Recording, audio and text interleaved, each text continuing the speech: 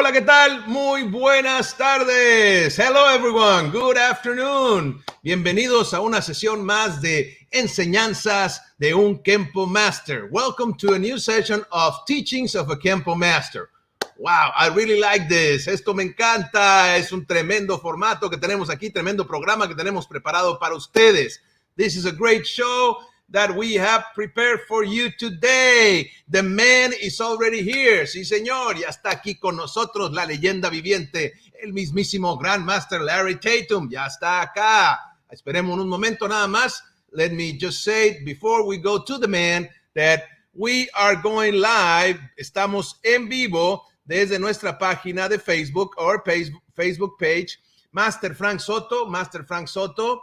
If you can like the page and follow us, si les gusta la página, por favor, denle like y síganos ahí en la página. Si nos quieren regalar unas estrellitas, eso nos ayuda mucho. O se quiere suscribir, también buenísimo. If you want to share some stars with us, because we've been good. Yes, we've been very good. So share some star with us. That really helps with the algorithm. Thank you so much. May I remind you that we are also going live through the International Hall of Fame page, Facebook page of Argentina. También vamos en vivo desde la página de Facebook de Argentina, International Hall of Fame. International Hall of Fame de Argentina, liderado por el Master Juan Martín Álvarez. Saludos al Master Juan Martín y a toda la gente que nos ve desde Argentina, de Chile y de toda Sudamérica, de toda América Latina también. Salud to everybody that's watching this. Thank you so much for being here. Salud to everybody in the U.S., Canada, and let's see, Ireland, England, whoever else is watching, thank you so much for being here today. Muchas gracias. Bienvenidos.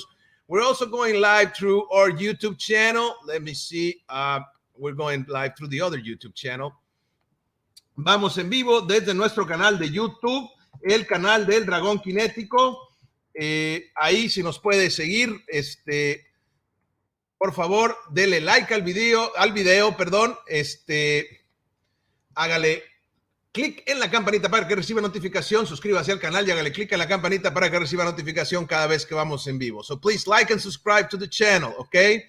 Okay, so today, the man is here, okay? Teachings of a KENPO Master with Grandmaster Larry Tatum. You know, if you don't know the man, then you don't know about KENPO. If you know about KENPO, you got to know about the man. Si saben del KENPO, por supuesto que conocen al Grandmaster Larry Tatum, ya está aquí con nosotros. Démosle la bienvenida. Let's welcome the man to the show, Mr. Tatum. Hello, sir. Hola. How's everybody? Good to see you. Hello, sir. Good. All right. Okay. We already have people saying hello. Fantastic. Okay. Un momentito. Okay. So, para todos, por favor, envíen sus preguntas. Pregunten acerca del arte, acerca de la experiencia del maestro, acerca de cómo manejar una escuela. Cualquier pregunta, mientras que sea respetuosa y no hable mal de nadie, es bienvenida y se pone al aire. Okay, so please, everybody that's watching, please send your question, ask your question, take advantage of this format. Okay, we're going to be here for, I don't know, an hour and a half, maybe 2 hours, as we usually do. So send your question, ask, please, take advantage of the man here. And ask questions about the art, about the business, about, you know, whatever respectful question that you have, we'll put it on the air and we'll answer for you, okay? Bien. So let's see. We have people saying hello. Mauricio Chirp, saludos. Mauricio. Gracias, saludos. Good Rick to see you. Foster, saludos, mi estimado, desde Coquimbo, La Serena, Chile. Good to have you, Rick. Danny Bolden, us never stop training from Sensei Danny Bolden, Jackson, Mississippi. Oh, great, Danny. Okay. Mr. Southwell, good evening from Southwell's KENPO. Absolutely. Tony Perez, greetings from wet and windy Brisbane, Australia. Hey, Tony, good to hear from you again. Nice. Danny Bolden says hi. Hello. Hello. Okay. Let's see. Pedro Alejandro, saludos from Táchira, Venezuela. All the way from Venezuela. Good to see you. Ricardo Contreras, good night. Good evening, teachers, all the way from Peru. Wow. Good to have you. They've got great food in Peru. Nice. Yeah. Jorge Arriola, saludos from Guatemala. Guatemala. Hey, there we go. Gracias, saludos. Hernán Alfiro, saludos, Grandmaster Larry Tatum, saludos, Maestro Frank, good evening, hola. Okay. Danny Bolden says, I love watching his techniques, he's awesome. Oh, thank you very much. Nice. Venecia Néstor, saludos grandes maestros, salud from Néstor Venecia desde Venezuela, Isla de Margarita Island. Beautiful island off the coast of Venezuela. Yes. Carlos Bertín Manrique, saludos from Concepción, Chile. Wow, way down there. That's great. Okay, we have a question here. Let's see. Rick Foster's asking, ask for Mr. Tatum, a question for Mr. Tatum. Let's see if it's possible for him to explain the origin and objective of finger set. Oh yeah, that's finger set was an old set that Mr. Parker created, I would say back around about 1961, 62. And he was developing sets so that you could isolate basics, okay? They're not necessarily forms. Forms perform a different function, but sets are a place where you can take isolated weapons, specialized weapons, and take them out of a box. And that box would be finger set. And then you can work on the sharpness, just like you would sharpening a knife on a stone, on a grinding stone. You sharpen these in the air and you sharpen them as you go through them. So it goes back about that far. Yeah. Okay. Rick Foster dice el maestro que este set de dedos lo desarrolló el maestro Parker por allá del 61, 62. ¿Ok? Y está hecho con el propósito de aislar los básicos, que es un poquito diferente a cómo funcionan las formas, ¿ok? Porque aquí lo que buscas es aislar las armas especializadas y como si estuvieras trabajando en una caja, ¿sí? Esa es la caja de los dedos, ¿vale? Y lo que buscas es afilar, como cuando estás afilando el cuchillo en tu piedra afiladora, afilar esas armas, afilar esos dedos, ¿ok? Para eso están diseñadas. Yeah. Good question. Okay. Master Iván Celsi Salinas, a hug from with blessings to both of you from Chile. Thank you very much.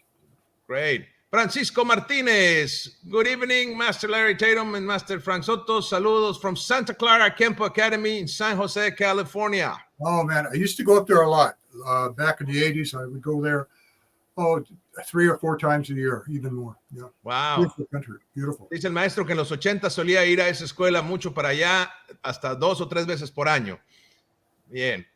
Javier Laureles, saludos, salud from Mexico City. Mexico City. Wow. Beautiful. Nice. Okay. Héctor Baltazar, saludos, Master Frank, salud, Master Larry Tatum, waiting for that big masterclass. Okay, sir. I am talk a little bit about the masterclass, sir? Well, the masterclass, you guys, is going to be different than me just talking now, but I'll actually be moving. And I'm going to be teaching a number of things. One of the things I'm going to teach is 2-man set. And the reason for this is that I want to expose a lot of the inner workings of this 2-man set, how it's designed and how it mirrors the geometric forms of you and your partner or your attacker. And also that not just adding inserts, we're going to do that too. They're fascinating, but you're going to see how it's structured all the way through so it harmonizes with both of you, are mirroring each other in so many ways that most people don't understand. So it'll be a fascinating study. And I'll actually be moving and not just sitting here doing this, okay? And I'll be working with Mr. Soto and some other people. Okay. Bueno, hablando de la masterclass, Héctor, maestro, gracias por preguntar. Dice el maestro que la masterclass va a estar muy, muy interesante, muy buena, porque va a estar en movimiento, ¿ok? Les recuerdo, la masterclass va a ser el sábado 29 de octubre. Compren ya su boleto. Ya tenemos más del como el 40% del cupo, ya se está llenando la clase. No se esperen porque se va a llenar. Todavía faltan 28 días para la clase y ya es este mes de octubre, 29 de octubre, y ya tenemos mucha gente inscrita, ¿ok? So everybody that's watching, Masterclass Saturday, October the 29th, don't miss it. It's going to be good. Grandmaster Larry Tatum is going to be moving and doing his thing. Entonces, para la gente que nos ve en español, dice el maestro que vamos a estar hablando del two-man set, del set de 2 personas. Y la razón para hacer esto es porque quiere exponer más cosas del two-man set, ¿sí? Trabajo interno, la geometría que se da en el two-man set, la manera en que está diseñado y esa geometría que se da entre ambos practicantes, ¿no? El set de 2 personas. No nada más va a ver las inserciones que hay ahí, también va a trabajar con la estructura, por qué está hecho así, cómo trabaja la imagen espejo y la armonía que se genera entre ambos, ¿ok? Yeah. Va a estar trabajando con un servidor y con el Barbarie y otros que vamos a estar por aquí ayudándole, asistiéndolo, así que va a estar muy, muy bueno, no se lo pierdan. Ahí está la información, ¿ok? Ahí la tienen, el Masterclass ya se viene encima, no se la pierdan. Vamos a poner, ahí se ve abajo, el pago es por PayPal a la cuenta del Grandmaster Larry Tatum, ltatum1@mindspring.com, esa es la cuenta de PayPal, le mandan el dinero a él y luego me confirman a mí, ¿ok? Así que no se lo pierdan, ¿ok? For all the guys that are watching in English, there is the information, ¿ok? The payment is through PayPal, to Grandmaster Larry Tatum at ltatum1@mindspring.com, ¿ok? That's the account in PayPal. Okay, so then you get that and you resend the email that you get from PayPal to me, okay? So it's going to be amazing. We already have like 40% of space taken, so don't take too long. This is going fast and you can't miss this. This is good. No one of the things, va a estar muy buena. One of the things that I'm gonna show is demonstrate is that right from the very beginning, when you do the salute, I'm going to teach you that how to bring your whole body all the way from the soles of your feet up through your neck to your head and your shoulders and back, so that as you begin the form, you stretch and articulate the muscles in your neck and your back. So what happens in this particular position that I take is that I'm spring-loaded, rather than just doing this and going like that. Okay, that's only arm, not the body. So in this show coming in on the 29th, we're going to learn to take it right from the salute and wind up and flex the entire body. So it's going to be exciting. That's a little taste of what we're going to do. Ok, dice el maestro que parte de lo que va a demostrar en esta masterclass es, por ejemplo, al inicio del two-man set, al inicio del set de 2 personas, cuando haces el saludo y bajas tus manos, te va a enseñar a conectar tu cuerpo desde las plantas de los pies, todo hasta arriba, hasta el cuello, ¿sí? Para cuando muevas tus músculos, muevas el músculo del cuello, muevas los músculos de la espalda y lances ese primer golpe de nudillos, estés completamente armonizado, completamente conectado todo tu cuerpo para que conectes y golpees con todo tu cuerpo, no nada más con el brazo. Esto es parte de lo que va a enseñar esta codificación del KENPO y del cuerpo para que lleves tu KENPO al más alto nivel. Good. Right. Okay. Franklin Fernandez, greetings, Grandmaster from Caracas, Venezuela. I hope that this good health is appreciated and admired a lot. Frank, my brother, I love him very much. Gracias. Saludos. Saludos, mi hermano. Kyusho KENPO, Colombia. Maestro, salud from Kyusho KENPO, Colombia. Wow. Good to hear you. James Leonard, good evening from Valencia, Spain. Great seeing you both as always. Oh my gosh. Hello, James. I'll talk to you a little later this week. James, I got to say this. Yay. Come on, James. You can do it. Do the app. Sorry, I had to say it. I don't blame you. There you go. Okay, Roberto Almagro, salute from Ecuador, Grandmaster Tatum and Master Frank Soto. Thank you, Master. Thank you, sir. Thank you, Roberto. Thank you. Let's see. Rick Foster, another question. Mm-hmm. Okay, in the curriculum, there are defenses for storms, but there are no defenses against a staff or a Cali. I guess a Cali stick. Do you think we could add at any moment a set for this weapon? Absolutely. You know, and I am getting ready to do a new video on the staff. I've waited quite a while before I did this, but I want you to know that the inner workings of the staff is more complex, and there's more information you can extrapolate from that particular form, which I'm going to do pretty soon. If you want information on how to deal with somebody with using Kali, then study Form 7, which is the club set. And the reason it's called a club set, one of the reasons, and not a stick set, is because you break down, you just don't strike the body or targets, but you break down the skeletal structure of your opponent with a club rather than just hitting him with a stick. When you club something, what you do is that you're breaking down the very structural foundation of somebody, including his weapon, so that when you're dealing with somebody with Kali, you're not just meeting the action, okay, with the action, but you're clubbing it, destroying the weapon, and so forth as you work your way into your opponent and vice versa. So I would look into that form and then transform that to somebody working with Kali sticks, and you'll see how quickly you can come up with answers. It's a tremendous technique for that. Ok. Rick, contestando tu pregunta, dice el maestro que próximamente va a ser primero que nada, que sí, sí se puede trabajar, ¿sí? O sea, sí puedes incluir las Kalis. El staff set pues ya está, y también tenemos el club set, ¿no? En KENPO y la forma 7. Pero también dice que va a ser un video del staff, del bastón largo, porque hay mucha información ahí dentro de ese set, mucha información que puedes extrapolar, que puedes sacar de ahí, que está ahí escondida. Hay mucho más de lo que se alcanza a ver, ¿sí? Que se ha tardado mucho tiempo, dice en realidad, de hacer este video, pero que próximamente lo va a hacer. Y les puedo decir que va a estar maravilloso.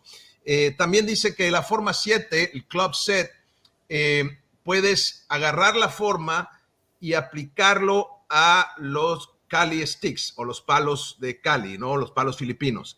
Pero en la forma 7 de KENPO, la razón por lo que son clubs, un club es como una macana o cachiporra en el idioma español, ¿ok?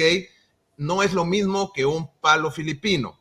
La diferencia es que con el bastón o macana o cachiporra, cuando golpeas, no solo golpeas, sino que también rompes la estructura del cuerpo del oponente y su arma al mismo tiempo. Destruyes el arma, destruyes la estructura, por lo tanto es una herramienta que cuando das ese bastonazo, ese cachiporrazo o ese macanazo, como le llamamos, generas daño en la estructura y en el arma. Pero si tú tomas esa forma, esas ideas de la forma 7 y la transformas o la llevas, la transpolas a los Kali sticks, a los palos filipinos, puedes encontrar ahí muchas similitudes y mucho campo de acción. Okay. Good question. Good question. Yeah, sorry. That took a little bit longer for the translation, but I had to explain. That's wonderful. That's great. Okay. Let's see. Jaime Jerez, salud. Maestro Frank y Larry Tatum from Larry Tatum's Concepción, Chile. Hey, all the way down to Concepción. Wow. Saludos, gracias. Okay. Ivan Celsi asks, Master Tatum, which one is the most assertive form to realize with a correct executions? Let's see. Okay. Which one is the way to execute Form 6 in a specific way according to continuity, either continuity, flow, or making the movements count? Which one is better way to do it for Form 6? For Form 6? Okay. Yes, sir. All right. Form 6 is, you have to understand the theme of every form. Each form has a theme. And subtitle themes from the main one. Form 6 is dealing with your opponent with weapons, and that your techniques are not only defending yourself, but they're stealing that weapon away from your attacker and then using it back on him. Okay, that's probably the main theme of the form. If you look in the beginning, when you guys start and you're doing this action and you go to here and so forth, you know, what happens is that when you get here, you'll take your left thumb, okay, and you dig it in to the radial nerve here, okay? And if you dig it into the radial nerve, it'll unlock his wrist and his fingers. And if it unlocks it, then you can strip the weapon from it. And then you use that weapon back on him. It's very sophisticated, not easy, but it shows that through nerve manipulation and hitting the high points of the muscle on the body, the high points, like the high point here, the high point here, and so forth, throughout the body, will release other muscle groups. And in doing so, you can take the weapon away from somebody. Now, it takes practice in that if somebody has a strong grip on a weapon, you have to sometimes not just squeeze it, but you'll actually have to hit it, okay? But if you look at the form, when you get into form 6 and you start doing parry, parry, kick, middle knuckle, double parry, hit, the middle knuckle is in there to strip the weapon.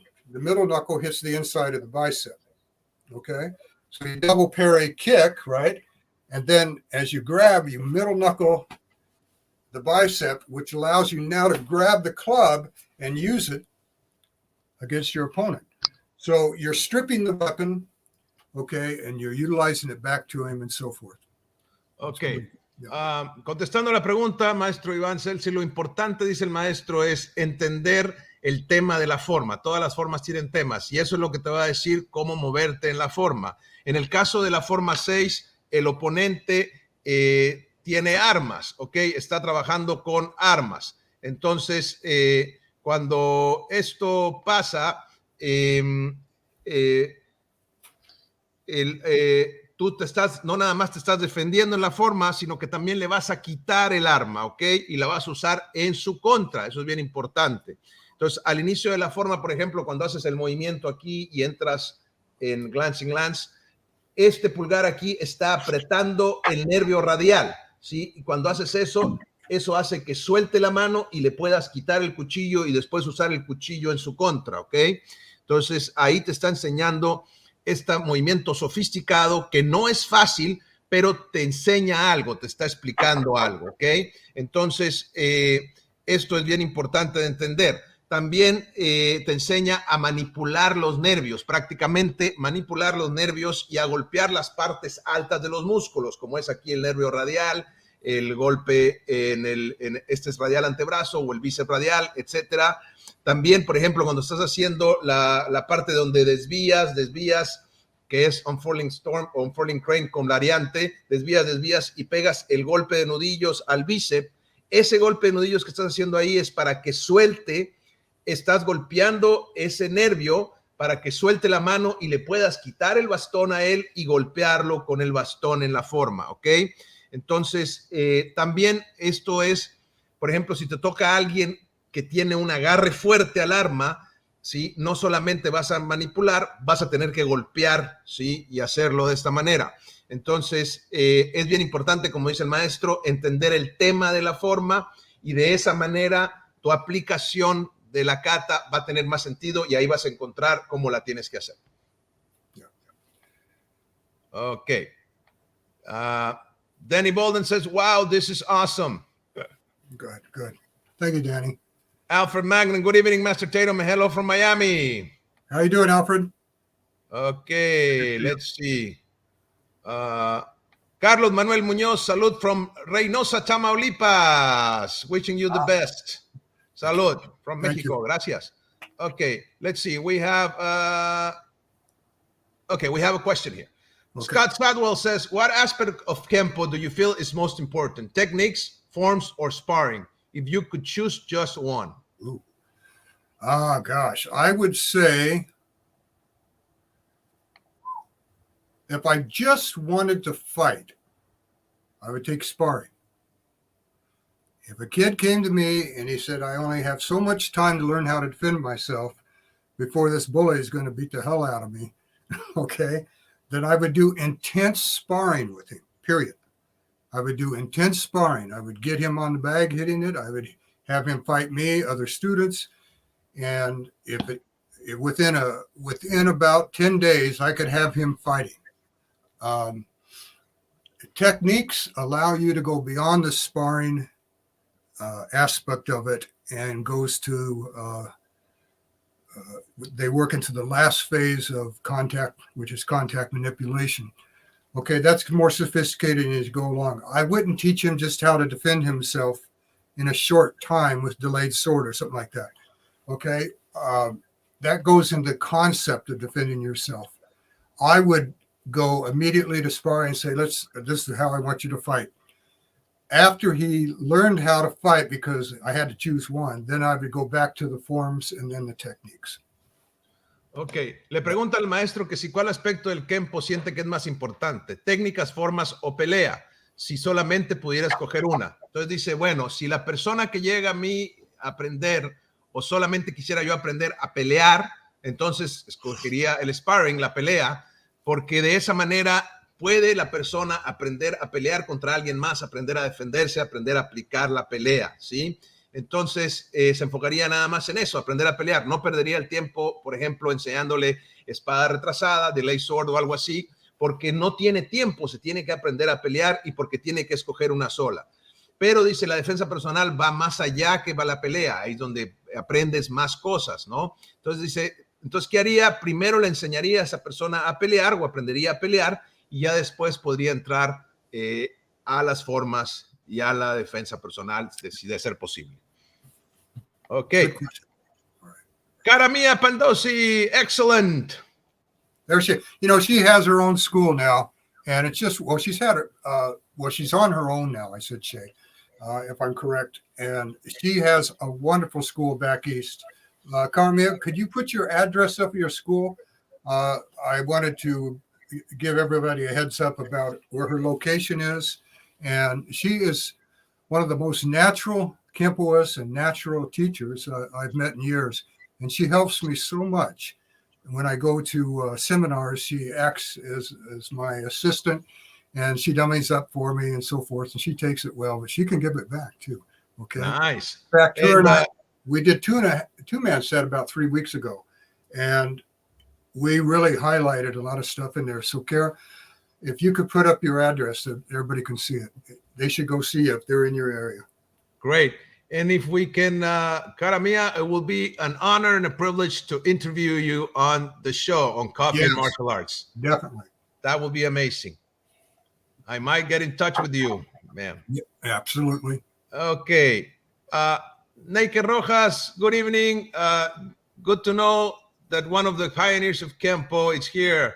Salud from Guayaquil, Ecuador. Oh my gosh, good to see you. Beautiful. Okay. Maestro Gonzalo, an honor to see Master Larry. Salud all to you as well, Frank. Saludos. Gracias. Thank you. Okay, let's see. Looking for questions. Okay, let me put this here.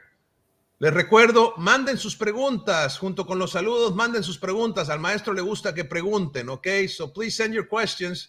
The man likes to answer questions. Come on, take advantage. Aprovechen esto. No es todos los días. This is not every day. Okay, let's see. We have more comments. Hold on a second. Let's see. Where are we? Okay, we have questions here. Okay. Salud to Master Tatum from Patagonia, Chile. Wow. Gracias. All the way down to Patagonia. You guys come up to see me when I'm in Santiago. It's good to hear from you. Nice, nice. Brian Mongelos, saludos from Argentina. Wow, all the way from Argentina. Carlos Muñoz, gracias, saludos. Iván Roca, salud, maestros, good evening. Okay, I would like to have access to Mr. Tatum's app on Google Play. Is there a possibility of another payments methods in the future, like PayPal? For my app, Yes, sir. you can, just go to your phone and go into the app section and type in Larry Tatum KENPO. I'll come up, and you can use credit cards. And I don't know if you can use PayPal through that, but I'll tell you what you can do. If you can't use PayPal, just go to Facebook and message me, and I'll put it through PayPal, and then I'll identify it, and then I'll send it to James, who handles the registration, and he'll put it in for you. It's very simple. So just message me, and just go to ltatum1@mindspring.com. That's my account number in PayPal, and just put in the amount, and then I'll send it over to the registration for you. Okay, let's see. Okay, contestando la pregunta de, a ver, ¿dónde está? Let me get it again. I'm sorry. A ver, where are you?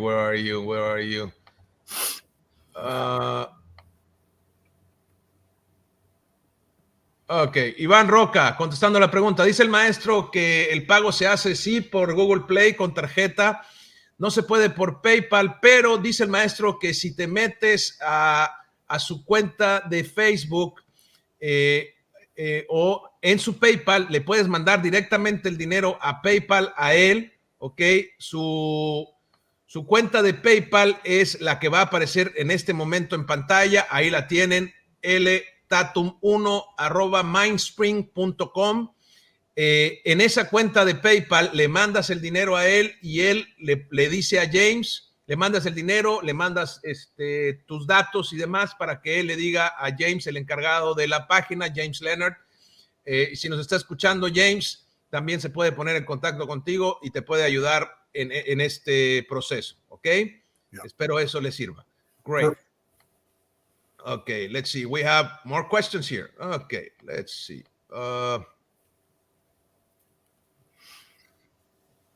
Claudio Coronado, saludos from Tierra Linda, Chile.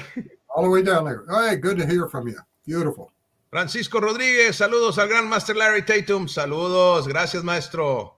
Okay, let's see. Okay, let's see. We have a question here. Roberto Almagro, maestro, dice, sir, could you share with us some tips how to train Form 7, the club forms? Oh, gosh. Well, Form 7 follows the universal pattern, okay? And when you put a heavy stick, or even an eskrima stick, but it's generally done with a heavy stick so that it has more weight behind it. But it becomes foreign to the arm and the hand. They're not familiar with having something stick out. It's like having a splinter in your finger, okay? It takes a while to get used to it or get rid of it, okay? All right.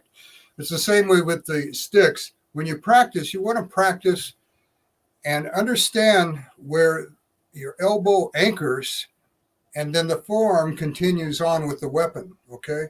Too many people do this and not enough of this when you practice it, okay? When you swing the hammer, you can circle it this way in an elliptical arc, or you can start with the elbow and then anchor this way. So what you do is that you are protecting yourself here rather than open yourself up here to hit them, okay? Which isn't wrong, but they're two different concepts in using the stick. So if you lead off with this and then anchor down, then your whole body mass goes behind it. Now, when I come back, I don't pass the outer rim of myself. I keep that elbow anchored in when I use it. If I want more power, what I do is then I rotate into my stance at that point to get more power. I don't just look for the power from the arm or the stick together, but I fuse this to the body and then hit. These are good ways to practice. Okay. Maestro, dice el Gran Master que la forma 7 sigue el patrón universal, obviamente, pero aquí la cuestión es que estás utilizando unos palos pesados, son más pesados la macana o cachiporra o el club es más pesado que un bastón o un palo, perdón, filipino, ¿ok? Este es un arma más pesada.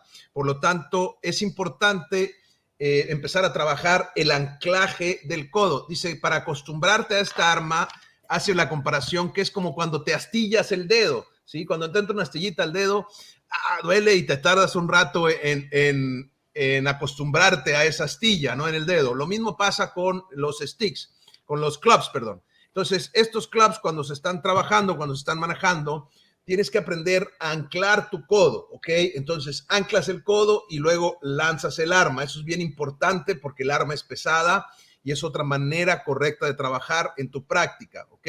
También dice, cuando vas a lanzar el arma, la puedes lanzar en un arco o en un círculo elíptico, ¿sí? En un movimiento elíptico, o liderear con el codo y después viene el arma, ¿ok? Esto es cuando golpeas, y en el retorno también tener cuidado con esto y respetar tu aro externo, no sobreextender el arma, sino respetar el outer rim, ¿sí? La teoría del aro externo, recordemos del blocking set o el bloqueo estrella. Entonces el codo te protege, ¿sí? La otra manera también es correcta, pero esta es otra manera de trabajar estos bastones, ¿ok? Son dos conceptos distintos. Entonces, bien importante trabajar con ese posicionamiento de los brazos y el movimiento de esas armas. Ese es un buen método de entrenamiento. Ok. Ok. Néstor Venecia dice, what exercise could I realize to let go of my ki during the forms? Okay. I won't say it's the worst thing, but I'll say this. When you're doing a form and somebody says, you have to ki on that move. No. Okay. Because it doesn't come out organically. If you're thinking ahead of time that you have to do something, then it's not from an organic place in your body. Okay. Organic means that it comes from the subconscious being. There's a state of mind where you will let out a yell or a scream, or what we call a ki, that will come out naturally. Don't look for a place to ki, but get so emotionally involved in your form that a ki and a turn of the head comes out naturally. Okay, don't predict it. Okay, because when you do, you lose sight of being in the moment with the kata. Okay, one of the hardest things to do for people is that they think they have to do the form correctly, and they try so hard to do it perfect that at times they lose sight of the organic phase that has to be part of the art. Okay, when you're in a fight, a heated fight, it's organic. Okay, it's emotional. It's coming from a place of realism and a state of being at that moment. But when these guys go back to forms, they lose that. But you want to carry that state of being so that as you move and you feel naturally to yell at some point, that is the time you ki. And secondly, breathe normally. And then just like when I'm talking now, I'm breathing in and out, but it's normal. Okay, I'm letting a little bit of the air out and some is coming back in. And when I want to scream or something like this, okay, I can do it, and it comes from an organic place. Okay, very important, you guys. Ok, contestando a la pregunta de Néstor, dice el maestro que cuando estás haciendo una forma, no es que tengas que gritar en algún lugar, ¿ok? Si tú estás pensando en el lugar correcto donde hacer tu ki y donde gritar, donde soltar eso, te estás perdiendo esa manera orgánica de hacer la forma, ¿ok? Lo que tú buscas es que sea orgánico, que salga de tu subconsciente, que sea natural. No busques el lugar exacto para el ki, sino que te debes de involucrar emocionalmente, de tal manera que de repente cuando gires la cabeza, sale el grito, solito va a salir desde tu subconsciente, va a salir de manera natural, de manera orgánica, espontánea, ¿sí? Porque si no lo haces esto, si no lo haces de manera natural, te vas a perder del momento, ¿sí? De la hora, porque estás pensando de la manera correcta, estás pensando cómo hacer la forma, estás pensando en qué momento gritar y te pierdes de ese trabajar orgánico que es muy importante, ¿ok? Entonces, es como cuando estás en una pelea. Cuando estás en una pelea o en una pelea real, por ejemplo, estás en un estado de ser, ¿sí? Estás en ese estado comprometido, moviéndote, soltándote, gritando, todo lo que conlleva la pelea, ¿sí? Y cuando regresas a la forma, pierdes eso. Y no lo debes de perder, debes de mantener ese estado orgánico, ese estado de ser, ¿sí? Que tienes en la pelea, también en la forma. Y también es bien importante, dice, respirar de manera natural, de manera normal, como ahorita que estoy hablando, ¿sí? Yo respiro de manera natural cuando estoy hablando, cierta parte inhalo, cierta parte exhalo. Eso es bien importante en la forma, respirar y hacer entonces el ki de manera orgánica. Yeah. Ok.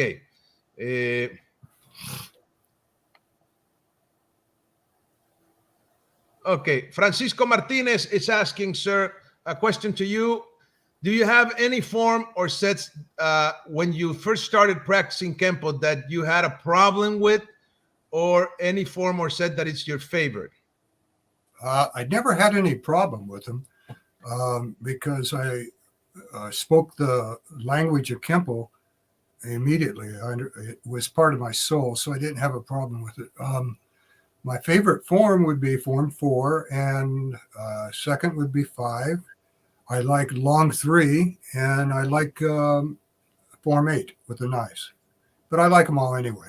After a while, you don't get to choose favorites because it's all part of how you move anyway. I mean, when a lion strikes out to hit somebody, and the paw hits first, and then he hinges back, then that rips. Does the rest of the body disengage and no longer become a lion at that point? No. Every part of him is still what? A lion. So when I engage myself in the motion, it doesn't matter what form or what I'm doing, all of me is a Kempoist. All of me, down to my little toe, down to each little hair, okay, translated into motion. Yeah. And spirit. Okay. Francisco dice el maestro que nunca batalló con ninguna de las formas, con ninguno de los sets, porque él inmediatamente que empezó a entrenar reconoció el idioma de Kenpo, lo introyectó porque era parte de su alma, era como estar reconociendo esto, ¿ok?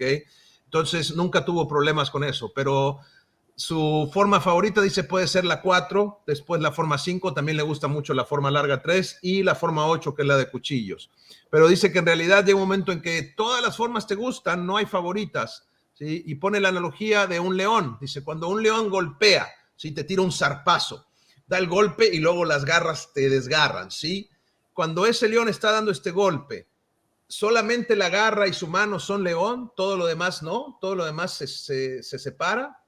No, ¿verdad? Todo lo demás es parte de ese león. Dice, igual es con el Kenpo. Cuando uno se está moviendo, todo tú eres un kenpoísta, ¿sí? Él sigue siendo un kenpoísta que se está moviendo, desde los dedos de los pies, los dedos de la mano, todo el cuerpo está entregado, comprometido con el movimiento, ¿sí? En acción, vaya. Entonces, esto es parte de lo que explica. Entonces, todo es Kenpo y todo es en las formas y en todo lo que hace, ¿ok? Good question. Bien. Íñiguez José, salud, maestros from Argentina. José Íñiguez y Palki, saludos, gracias. Rodrigo Álvarez, salud from Villa Alemana, Chile. How you doing?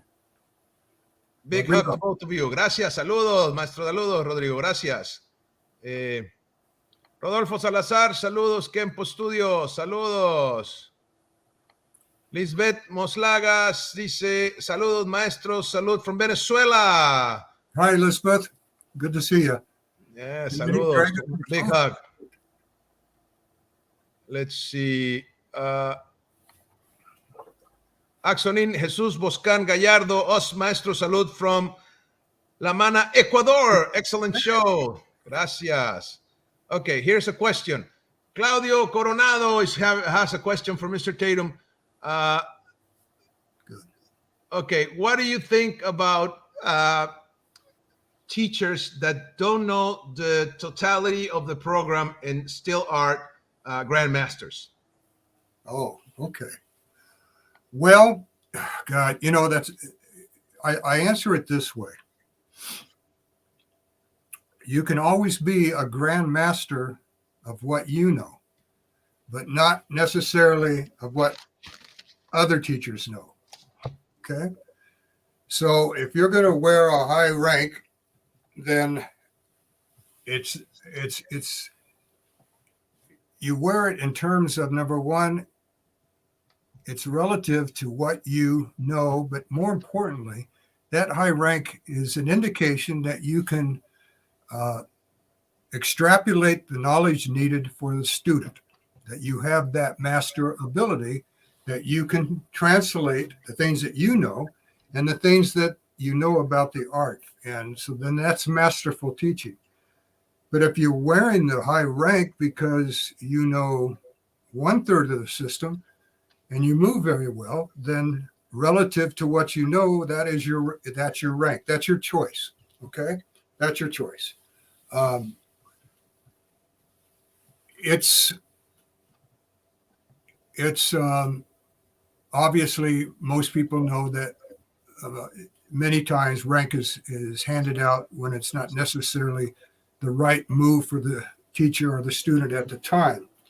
But, you know, I look at it this way. It's entirely up to the individual. I leave that up to the individual. I've seen guys that know 1/5 of the system, but they are masterful at what they know and they can teach what they know. So their rank is relative, like I said before, to their state of being, okay, in the system. So if you held everybody to the high level of knowing every in and out of the system before they could wear high rank, you would have very few people, okay, wearing any rank, for that matter. Okay. The system is a type of system that is ongoing. There's always something to learn because it's an open-end triangle system, okay? So there's a lot for you to take in and a lot for you to give out. But again, like I said, you know, it depends on the individual, and it also depends on his students. You know, I've seen guys in the arts for 30 years, and he's had many, many students in his community and served it very well. And he doesn't know the same thing as maybe some other master, okay? But that person has put their heart and their life into helping people. So then there's a way that rank now, yes, is legitimate and warranted. So it's you know, it's all relative, you guys. Ok. Contestando la pregunta de Claudio, dice, bueno, en su opinión, la manera en que él lo explica es que puedes ser gran máster de lo que tú sabes, ¿ok? No de lo que otros maestros saben, ¿vale? Un alto rango, dice, o un alto grado es relativo a lo que tú sabes, sí. También es un indicador de qué tanto sabes tú extrapolar o hacer explícito el conocimiento al alumno. ¿Qué tan bueno eres para enseñar? Si tienes maestría de la enseñanza, ¿sí? Eso es bien importante también, ¿ok? Pero dice, al final es elección del individuo, ¿ok?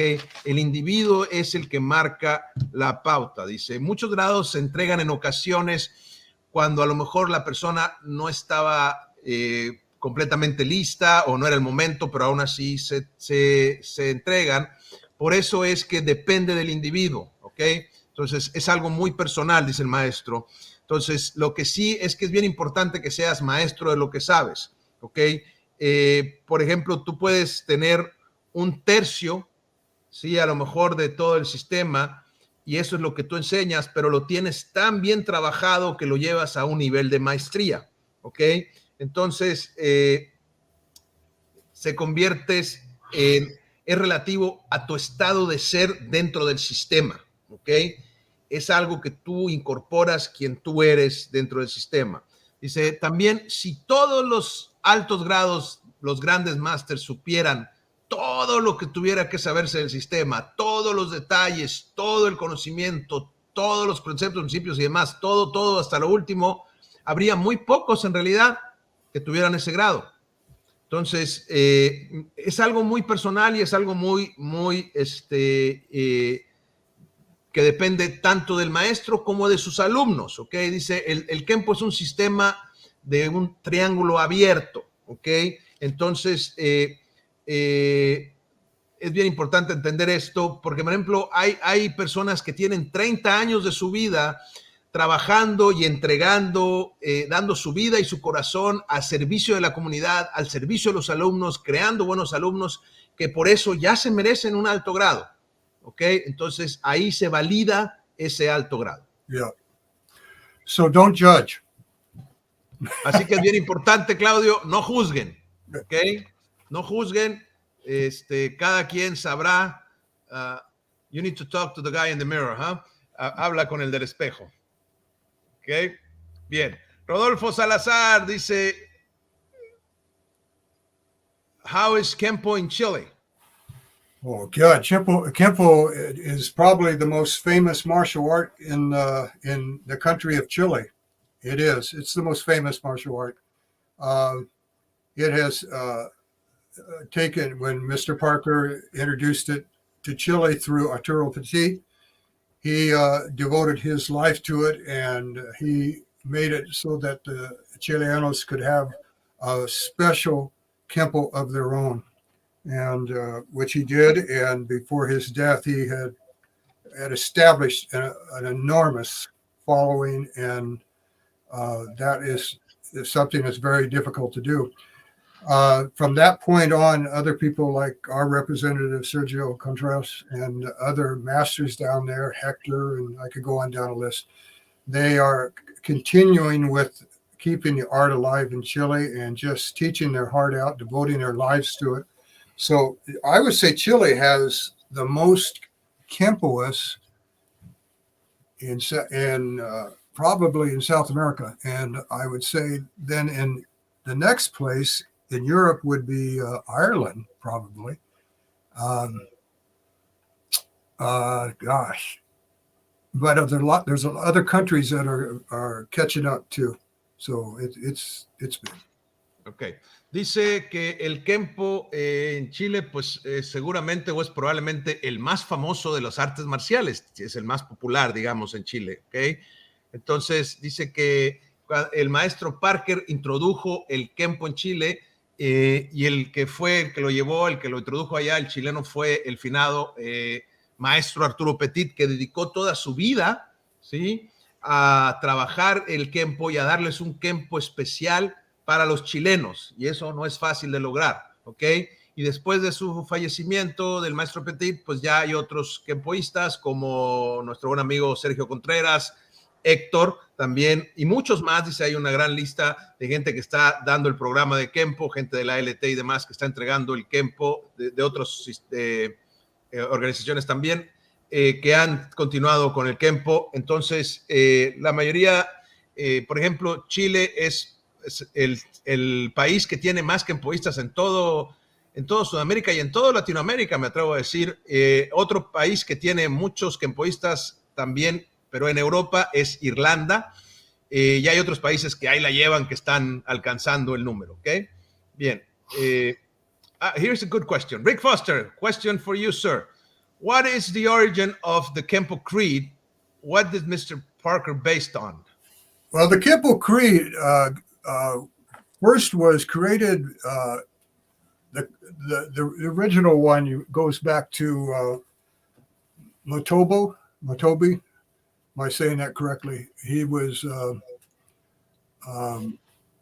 gosh, he was one of the originators of hard hitting Kempo, and he's in a line of lineage to Chow, to Matosi, and on into Ed Parker and so forth. Motobu. His version of it was shorter and different, and it meant the same thing in his language. And it was I face you with karate, empty hands. I don't have any weapons, And it if I'm forced to defend my honor, I will. Basically, in his language, these are my weapons, my empty hands. Okay. What Mr. Parker did is he elaborated on it, okay, into English and into more of a modern context to where it was more understandable to Americans when he first started teaching here. So Mr. Parker's take on it was much greater in context, and it covered more area. And like I said, it was easier to understand and to accept in American society and now around the world. So I'd say Ed Parker's was the finished product of what Motobu was saying. Ok. Rick, dice el maestro que este credo se va tan atrás como el maestro o el sensei Motobu, Shoki Motobu, ¿ok? Que fue uno de los primeros kenpoístas de golpeo duro, ¿vale? Las enseñanzas o el señor Motobu estaba entrelazado un poco, sus linajes entrelazados o sus enseñanzas con el maestro Mitose, con el maestro Chao y de manera indirecta con el maestro Parker. Entonces su versión, la versión de Motobu era una versión más corta de un credo y diferente, digamos, donde hablaba, vengo a ti con el karate, si tengo que defender mi honor o la justicia, voy a defenderme, pero era más corto. Entonces, lo que hizo el señor Parker fue que elaboró, ¿sí? Profundizó en esto, lo elaboró más y lo trajo al inglés, ¿sí? Al idioma inglés, y lo hizo más entendible para el americano y le incluyó más contexto, digamos, ¿ok? Un contexto moderno que fuera más entendible y más alineado con el pensamiento del americano y después para el resto del mundo, ¿va? Entonces era más fácil de aprender, ¿ok? Y de entender, ¿va? Entonces, y más rico, más enriquecido en cuestión de contexto. Y él logró, digamos, el producto final, que es el que tenemos nosotros. Ok. Roberto Miguel Recamán Sabrido, ¿cómo busco la app? How can I find your app, sir? Go to your iPhone or go to your Android and just go into the app section in your store and type in Larry Tatum KENPO, and that's where it is. Ok, dice el maestro que vayas ya sea en tu iPhone, en la tienda de Apple o en tu teléfono Android, en Google Play, te metas ahí y le pones nada más Larry Tatum KENPO o Larry Tatum KENPO, ok, y ahí te va a aparecer la app y ahí la puedes obtener. Gracias. Ok, good question here. José Bermúdez, sir, do you consider that KENPO should evolve the techniques into adapting them more into now or the times of today? Since today, people know how to fight better and they don't stay static. Salute. All right. Well, in terms of how you use the art itself has all, like I've said many times, you guys, the art has all the concepts and the principles relative to the human body and fighting, period. How you incorporate those into your style of fighting is entirely up to you. And evolution, and as I said last class, evolution, if you didn't have all the concepts and principles, and you could come to me and say, well, Mr. Tatum, I've added new concepts and new principles, I'd say, okay, you've evolved the art. But if all the known principles of motion and all the concepts of fighting are in one alphabet, which KENPO is, okay, and that's what Mr. Parker did, then it doesn't evolve itself.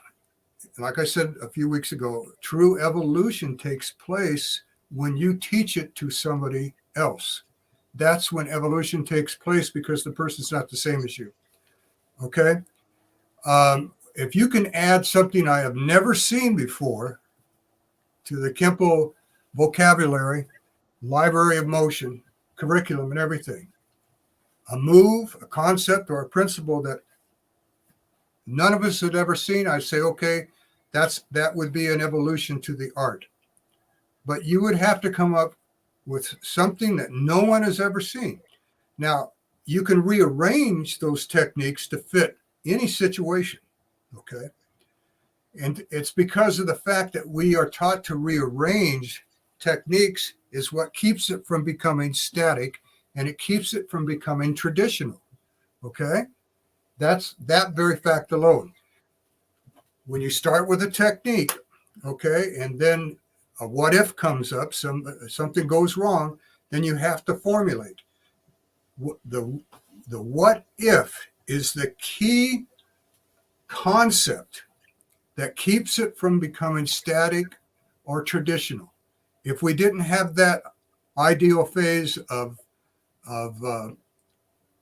the ideal phase of it, and the second phase is what if, and the third phase is formulation. Okay, if we didn't have that equation, then it would become static. Everybody would want to do the techniques identical, even if they think that's how I'm going to do it in the street, but that's not how it occurs. So in answering your question, okay, the moment that you rearrange it to fit the situation, then evolution has taken place.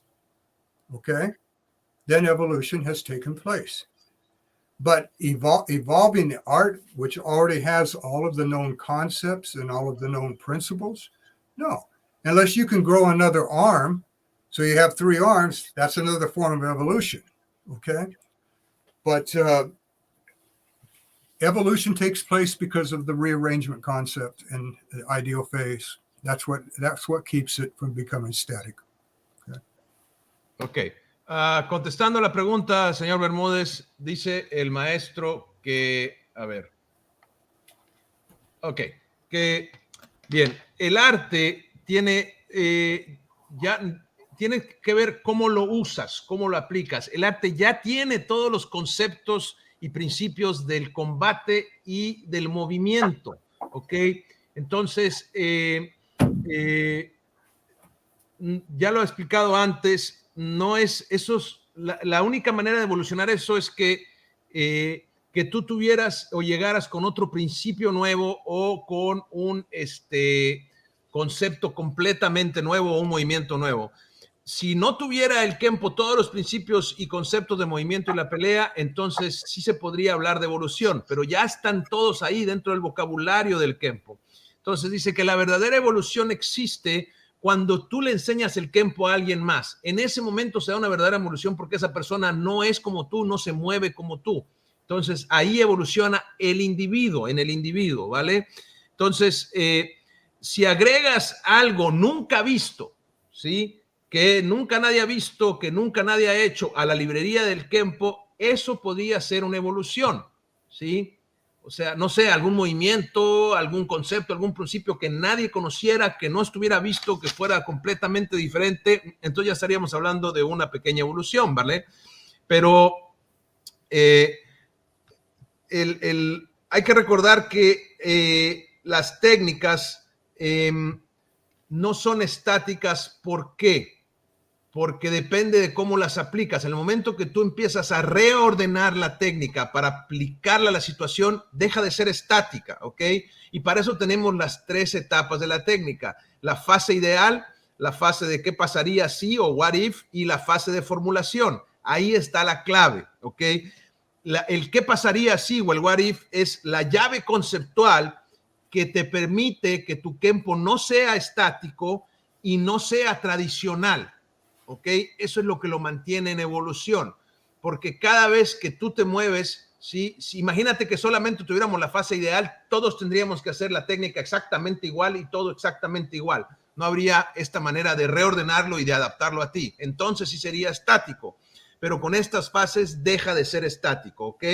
Entonces, en el momento que tú lo reordenas, hay una evolución, ¿ok? Pero el arte como tal, el KENPO como tal, no necesita evolucionar.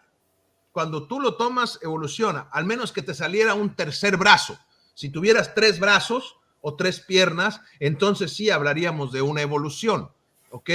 Entonces, para eso están estas 3 etapas y eso hace que el KENPO no sea estático y depende de cómo lo entregues tú, ¿ok?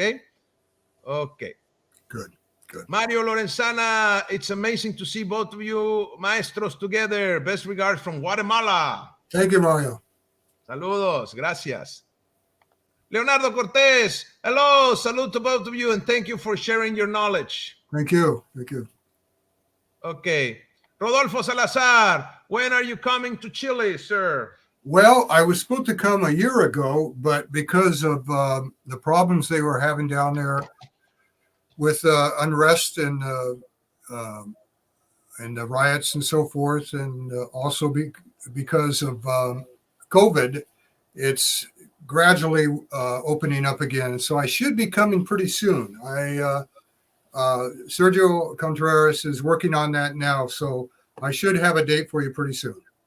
Ok, dice el maestro que iba a estar por allá, de hecho, desde el año pasado, pero por todos los problemas que ha habido en Chile con el COVID, los problemas sociales y civiles y demás, no ha podido, pero ya el Gran Master Sergio Contreras está trabajando con el maestro, con el Gran Master Tatum para hacerlo funcionar y muy pronto va a estar por allá.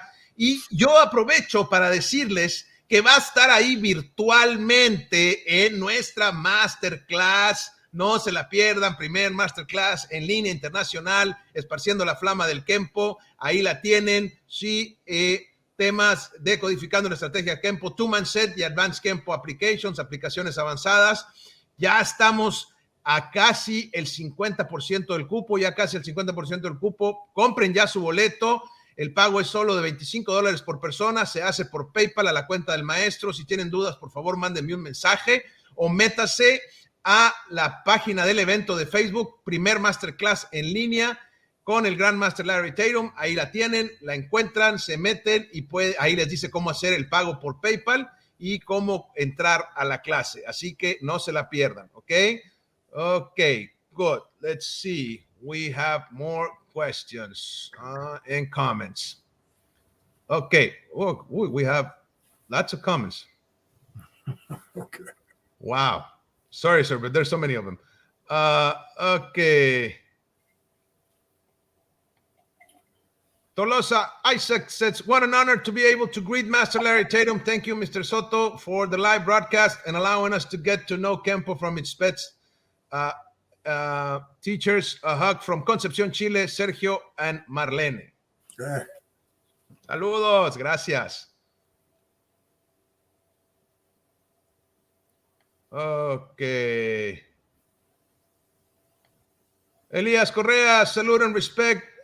Always admiring your work from Venezuela. Oh, thank you. Saludos. Thank you, Lisa. Thank you. Okay. Ivan Rocas has a question. Sir, could you explain how do you correctly use backup mass and how to hit with the body, with the whole body? Yeah. Okay. Two things is that let's take a back knuckle strike. Okay. If I do a back knuckle and I keep my hand here, that I'm only using half of my body. Okay. It's not balanced. So when I move with a back knuckle, both halves of the body have to move together. It could be 2 strikes. One could be a check and one could be a strike. Okay. Either way. But the important thing is that you're balanced with both halves of your body when you're moving. Okay. So no matter what I'm doing, both arms and my legs, if you see what my arms are doing, my legs are doing the same thing. So the bottom of my feet mirrors the upper part of my body. So my body mass always is included into whatever strike or block or whatever defensive move or offensive move I use. I don't just move with the arms, but the whole body is synced together. Okay. That's backup mass in a form where it's united mass, not just backup. Now that's what we call united mass. That's a phrase I coined a long time ago. Now, backup mass is that when you strike out and then you pivot into it with your body, that's backup mass. Okay. Also, backup mass would be if I do an overhead claw, if I drop my weight, that's marriage of gravity is the principle involved, but it's still backup mass on a vertical plane. Okay. It's backup mass on a vertical plane, period. Okay. So there's different ways to achieve it. Okay. Through marriage of gravity, proper body alignment. Okay. And then backup mass. You need those three for it to work. If you take your finger and you try to hook with your finger, it doesn't have any backup mass. If you do this and hook, then this finger is the backup mass to the weapon down here. So it's another term used for a different version of backup mass. Okay. All right. Ok. Bien. Entonces, la pregunta es cómo usar correctamente el backup mass. Pregunta de Iván Roca. Dice, por ejemplo, si voy a dar un golpe de nudillos, si solamente uso el brazo del golpe de nudillos, estoy golpeando con la mitad de mi cuerpo, ¿ok? Entonces, tengo que usar ambos brazos cuando golpeo, ¿ok? Para llevar esa armonía y unificar ambos lados del cuerpo al momento de golpear, ¿sí? A ver si el pan se verá ahí, ¿ok? Entonces, las dos manos se mueven al unísono del golpeo, ¿ok? Y hay un equilibrio de ambos lados del cuerpo, ¿ok? Lo mismo pasa cuando se mueve tu cuerpo, tus manos, todo se mueve junto con el tren superior, ¿sí? Trabaja junto con el tren inferior. Pies y piernas están moviéndose igual que las manos. La planta de los pies se mueve igual que lo que están haciendo las manos aquí arriba y todo se mueve de manera unificada, ¿sí? A eso le llama el maestro masa unificada. Es un término que empezó a utilizar ya hace varios años, dice hace muchos años. La masa de soporte es cuando golpeas y pivoteas al golpe, y puede ser también bajando tu peso cuando vas a tirar una garra y tienes matrimonio con la gravedad, ¿ok? O matrimonio gravitacional, que no es más que una masa de soporte o un backup mass en el plano vertical, ¿ok?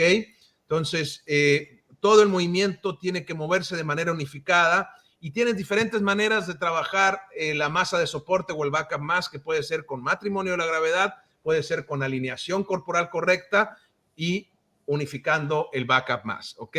Por ejemplo, si tú vas a golpear con un dedo, dice, y le pones el otro dedo detrás, entonces tu dedo ya tiene backup mass, masa de soporte, ¿ok? Ya no está golpeando nada más el dedo, sino que está soportado por el otro dedo, ¿ok? Entonces, estos son los ejemplos de cómo utilizar el backup mass y de cómo unificar todo tu cuerpo al momento del contacto.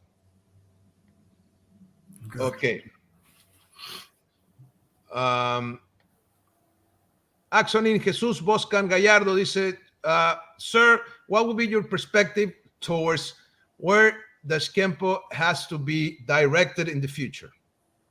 Oh gosh, well, it's part of our existence now in most countries in the world. KENPO has taken its place to be a life-changing, life-altering art that stimulates well-being and physical growth and strength.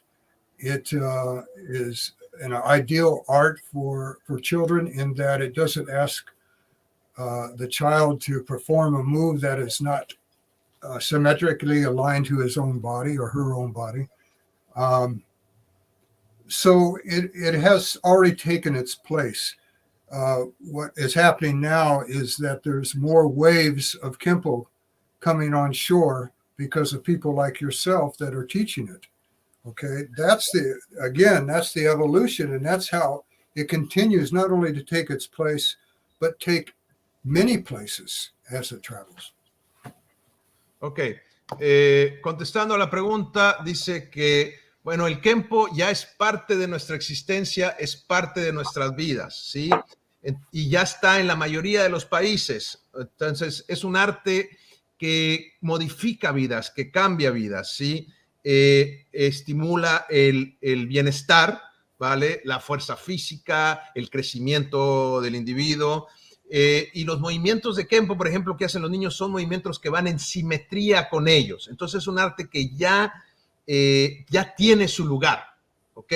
Entonces, lo que estamos viendo ahora es que más olas del KENPO están llegando a la orilla porque hay más maestros que están entregando el arte. Eso es lo que ven, ¿sí? Entonces, pues ya está ahí y va a continuar en crecimiento gracias a ustedes. Ok.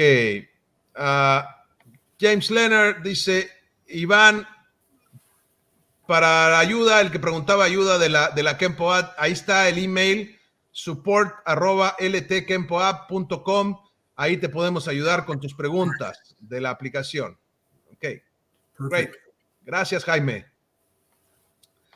Y para los que pregunten, Jaime habla perfectamente el español.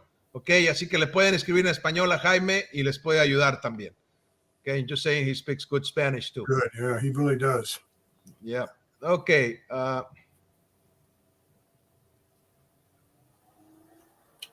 Okay. Rick Foster pregunta, why the extension of the technique encounter with danger, it's so loaded with techniques versus the base technique? Why teach the extension?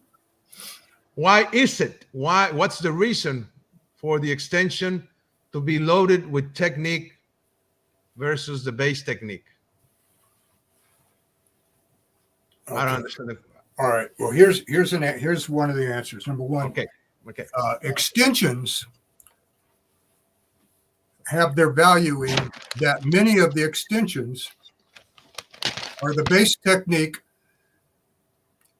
with the lower part of your body. Okay. Many of the extensions are mirror images. That's what I'm saying of both of all your height zones of your body. Okay. And also extensions can sometimes be the reverse of the base technique. Okay. Sometimes extensions teach you that in the case of this technique, when you get up, you come back up to fight, and then you start fighting with a new set of basics, okay, and so forth. In that case, does it mirror what's going on the ground? If you look at the pattern on the ground, when you're doing this, and then you spin and turn, and you look at the pattern when you get up off the ground, it's the same pattern. And but it's only done with your hands, okay? So the extensions are not arbitrary techniques, but extensions are built around master key patterns. You have master key techniques, you have master key patterns that facilitate those techniques. But the pattern of that you use on the ground can also be brought upright, crossover, and do a similar pattern that you're doing on the ground with your legs. Okay. Okay. Okay. Dice Rick, contestando a su pregunta, dice, las extensiones tienen su valor, ¿ok? Porque algunas de ellas, muchas de ellas, por ejemplo, tienen la técnica base, pero la aplican con el tren inferior o la parte inferior del cuerpo. Lo que aplican arriba, lo aplican abajo en la extensión. Por lo tanto, son una imagen espejo que tiene que ver con tus height zones o tus zonas de altura, ¿ok? O puede ser la reversa de la técnica base también. En el caso de encuentro con el peligro, te levantas del piso y peleas con un nuevo set de básicos, ¿ok? Entonces, si ves el patrón que haces en el suelo, que pateas y giras, ¿sí? Arriba haces lo mismo, pero con las manos, ¿ok? Entonces, es el mismo patrón, pero con las manos, ¿ok? Entonces, lo que está explicando el maestro es que las extensiones no son arbitrarias, sino que están construidas en base a patrones llave maestra o master key patterns que te llevan a ese movimiento, a esa extensión, ¿ok? Entonces van encompasadas o a la par de la técnica base. Okay, good. Ok. Let's see.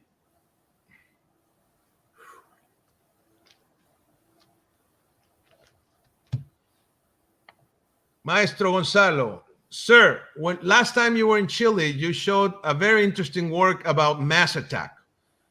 Which one is for you the best way to train this area? Since I see a lot of advanced level mass attack applied separate in separate techniques, and you lose time when this happens. Mm-hmm. Oh gosh. Well, if you want to pick a technique that are techniques, not just one, but Falcons of Force, Gathering of the Snakes is another very important one, because Gathering the Snake teaches the concept of lining up two attackers and using one as a shield, okay, and forcing the other one to come around him, which forces an opening for you to take advantage of. Falcons of Force teaches you that when you get past this point and you block and kick, when you get to this point, you're at a triangle and your opponent's on each side of the triangle. So it teaches you to move from one triangle, and then as you cross out, the triangle gets much bigger before you sweep. So it teaches the concept of using the triangle to widen your peripheral vision when you're fighting, okay? And again, it teaches attacker placement, placing attackers where you need them. What we call the kill zone, for lack of a better word, is that you place them where you think they're going to be, possibly when you come back to the first attacker or the second or the third, okay? That's called line reinforcement. Now, line reinforcement, I'll show some of that on the 29th. Line reinforcement is not so important against one person as it is against many. Line reinforcement refers to that if I use one line to attack, then I'm going to reinforce that same line of attack in some other fashion, okay? And this gets into a very heavy level of multiple attacks, line reinforcement, okay? You move on one line. If you reverse that line, okay, it reinforces an engagement that you had previously, which should be learned to deal with more than one opponent. Now, this I talk about in something I wrote about 2 days ago about the octopus and its 8 legs. I wrote about the octopi example of how we move with our 1, 2, 3, 4 knee and foot, 8 appendages, okay? And when you're doing your extensions, you'll see many examples of line reinforcement. You'll see line reinforcement for mass attacks in Form 4 and 5, particularly 5 too. But this I'll have to go over with you in person, okay? Okay. On the show. Maestro Gonzalo, dice el maestro que podrías escoger técnicas, ¿sí? Permítame, escoger técnicas de ataques masivos o de 2 personas, como por ejemplo Falcons of Force, halcones de fuerza, o Gathering of the Snakes, reunión de las águilas. Sí, por ejemplo, reunión de las águilas se basa, es muy importante porque tiene el concepto de alinear a 2 atacantes y utilizar a uno como escudo, ¿ok? Para rodearlo, y eso te genera una apertura. Cuando el atacante tiene que rodear al otro, al escudo del otro, te abre la apertura para que tú puedas contraatacar, ¿no?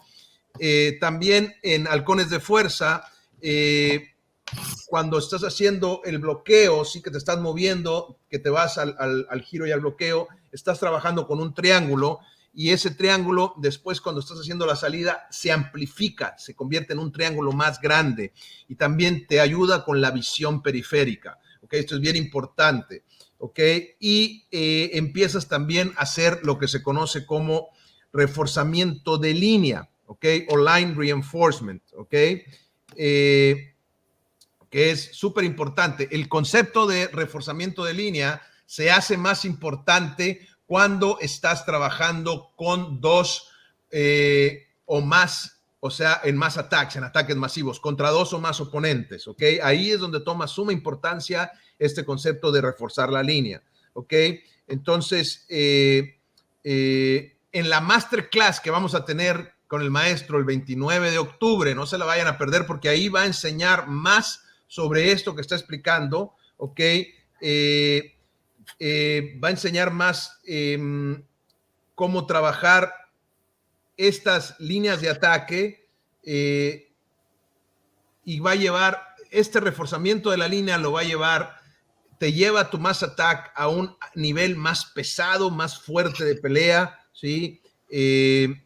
Por ejemplo, cuando estás trabajando en esa misma línea y le metes el movimiento, la reversa del movimiento, eso te genera otro tipo de movimiento que lo puedes encontrar, dice, por ejemplo, en la forma 4 o en la forma 5. Hace un par de días, ahí en Facebook, el maestro escribió un artículo sobre el pulpo, ¿sí? Y los 8 tentáculos y el asterisco en el patrón, ¿sí? Y también habla de los ápices, ¿no? Mano, puño, rodilla, pie. Entonces, ahí está hablando de esta analogía muy importante, y todo esto lo vamos a ver en la masterclass, no se la vayan a perder. Pero es algo que tiene que él enseñar en persona, en movimiento, pues por eso lo va a hacer, cuando estemos aquí en la masterclass, lo va a hacer en mí o en el Barbarie, y lo van a poder ver ya en movimiento. No se la vayan a perder, señores. 29 de octubre, ya saben. Fernando Mineiro, saludos maestros, salud from Colombia, Cali. Colombia, yeah. Ok.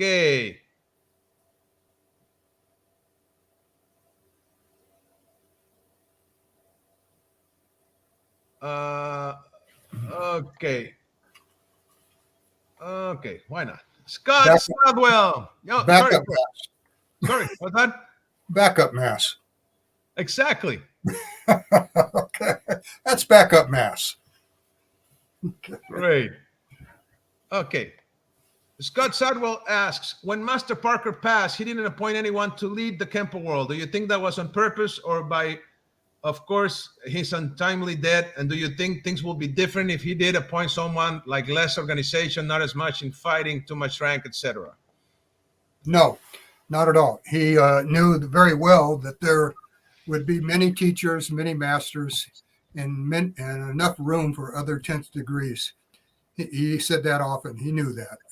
When him and I would have in-depth talks, usually almost every day, but he knew that the art was designed to where it wasn't static, and that the fact that it had the rearrangement concept and other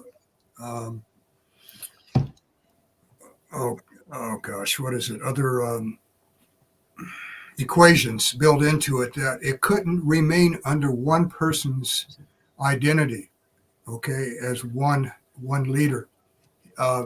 It never was supposed to be under one person's identity.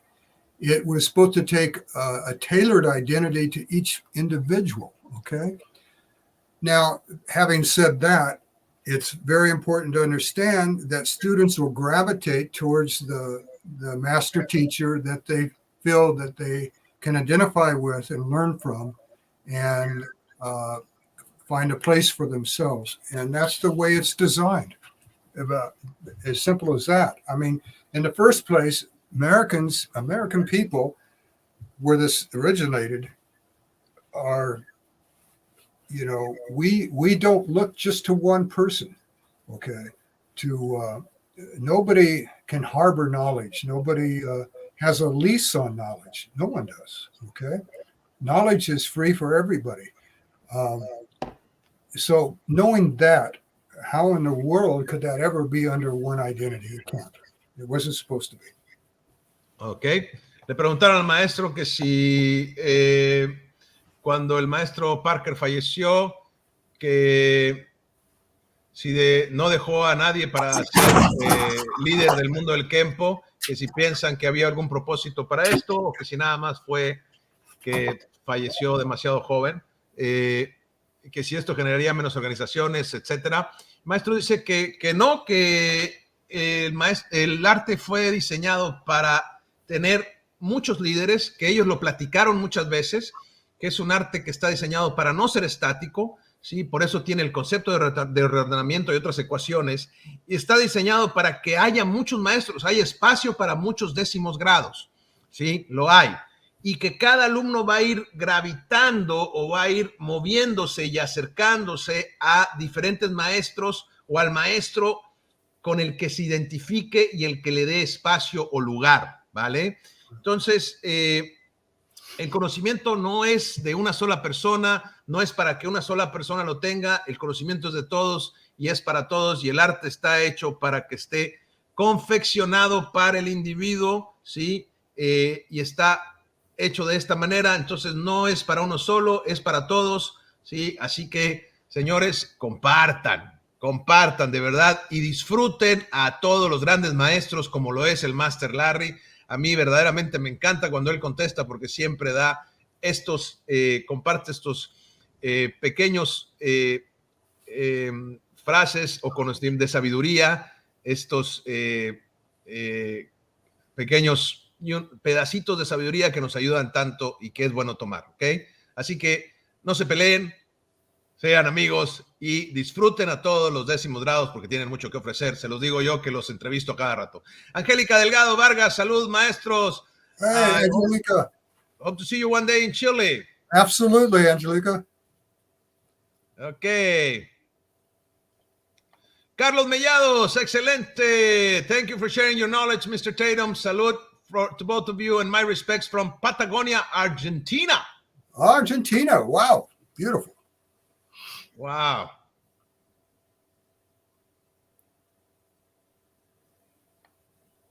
Okay. Let's see. Here you have a question here. Jorge Uribe, questions. There are many, many things to be learned from techniques and forms that go beyond of what is obvious. How should one practitioner approach that study? Well, there's lots of ways to approach it. One of the ways is to look at the techniques and ask yourself which techniques have 3 points of contact within a circle. If you do triggered salute, that's the first one, point of contact, the second, and the third. Okay, that's a elliptical circle on a diagonal plane. So ask yourself how many other circles and techniques have 3 points of contact, or just 2, or just 1. Okay, that's a good way to study. And ask yourself which techniques work within a certain range of the targets. And ask yourself, how can I expand that range and still keep the pattern, but alter the weapons? Okay. Ok. Pregunta el señor Jorge Uribe, dice, hay muchas cosas que se pueden aprender o muchas cosas que puedes aprender de las técnicas y de las formas que van más allá de lo evidente, de lo obvio. ¿Cómo debería aproximarlo esto un alumno a este estudio? Entonces, hay muchas maneras de aproximarse a esto, de abordarlo, de verlo. Dice, por ejemplo, puedes tomar técnicas que tienen 3 puntos de contacto en un mismo círculo, como lo es el caso de Trigger Salute, la técnica de naranja contra un empujón, donde tienes un contacto aquí, otro contacto en el agarre y otro contacto en el codo. 3 contactos en el mismo círculo, ¿ok? O pueden ser técnicas con 2 contactos en el círculo o con un solo contacto. Entonces, buscar cuáles son las técnicas que se asemejan. Sí, por ejemplo, ahí vas encontrando patrones, ¿ok? También, cuáles técnicas funcionan en el mismo rango o en el mismo alcance, ¿vale? Por ejemplo, entonces, ¿en qué alcance funcionan y cuáles técnicas funcionan en esa misma distancia, vaya? Y cómo puedo yo alargar esa distancia cambiando las armas, pero manteniendo los mismos patrones de movimiento. Ahí tienen algunas claves de cómo abordar esto que pregunta. Gracias, Jorge. Ok. Our 2021, excellent show, exceptional guest. I practice Taekwondo, but I apply Kenpo philosophy in my trainings with my students. Great, wonderful. Excelente, maravilloso. Ok. John Gonzalez, how do you feel that when a person reaches black belt, they venture out and study another system, but priority is Kenpo and it's his base? I think it's very good. I think it's, you have to venture out. Number one, when you do venture out and you study other systems or styles, you begin to realize how you can function within those styles. Your knowledge of Kenpo, it gives you, in many cases, not all, but in many cases, an advantage when you go into other styles, because Kenpo teaches you the basics of motion, teaches you the concepts, and it teaches you the principles, which are all the 3 variables that you need to do any fighting move. Okay, so when you go to another system, you look at them and you're already taught motion, okay, through principles, and so it's easy for you to adapt. But it's very important so that you can say, well, okay, this would work, this may not work. What I know here, this is what I'm up against in a street altercation, or this is what I'm up against in a tournament fighting. Yeah, so it's good. Ok, le pregunta al maestro que si cómo se siente cuando una persona alcanza el cinturón negro y se aventura a aprender y a estudiar otro sistema, pero deja como prioridad el Kenpo. Y él dice que es muy bueno, que está muy bien, que lo ve muy bien, porque primero, cuando vas a estudiar otros artes, te das idea de cómo funcionan esos otros sistemas, ¿va? Y también tu conocimiento de Kenpo en la mayoría de las veces te da la ventaja sobre otros sistemas. ¿Por qué? Porque entiendes sobre el movimiento, porque está basado en principios del movimiento y eso te permite entender y te da cierta ventaja sobre esos sistemas, ¿ok? Entonces, como ya sabes el movimiento a través de los principios, cuando vas y estudias otros artes puedes ver cómo funciona, si funciona o no, en cuestiones de pelea, en la calle o en un torneo, por ejemplo. Todo eso te va a servir, así que lo ve bien. Ok.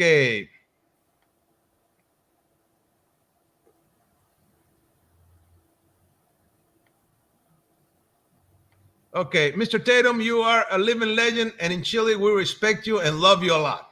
Thank you very much. Thank you. Thank you. Okay. Maestro Tito Iglesias. Hello, Master Frank, and a big hug to Master Larry from Chile. Hey, Tito. William Herrera, salute from Guatemala. Great knowledge and experience from Master Larry Tatum. Hopefully, let's see when you can come to Guatemala and teach a seminar.